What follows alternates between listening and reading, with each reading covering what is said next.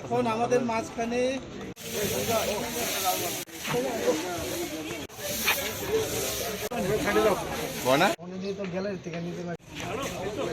আমরা এখানে আমাদের যে সেবা পাক্ষিক যে কর্মসূচি আমাদের সেন্ট্রাল থেকে নেওয়া হয়েছে তারই অঙ্গ হিসাবে এখানে আজকের স্বচ্ছ ভারত অভিযান। আপনারা সবাই জানেন যে মাননীয় প্রধানমন্ত্রীজির জন্মদিন 17ই সেপ্টেম্বর থেকে সেটা শুরু হয়েছে এবং আমাদের জাতির জনক মহাত্মা গান্ধীর 2 অক্টোবর সেই দিন পর্যন্ত এই সেবা পাক্ষিক যে আমাদের কার্যক্রম সেটা চলবে এবং আমাদের পার্টির যে সবসময় বলে যে আমরা মানুষের সেবাই আমাদের ধর্ম এবং সেটাকে মাথায় রেখে আমরা সবসময় যখন কোনো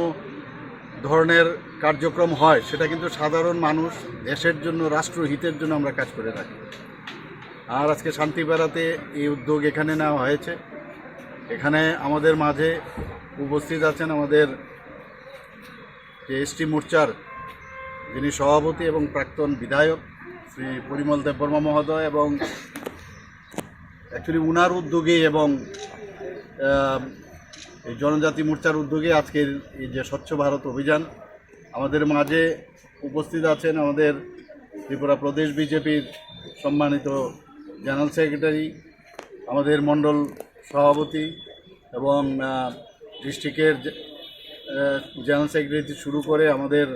এই ওয়ার্ডের সম্মানিতা রত্না দত্ত মহোদয়া যিনি কর্পোরেটর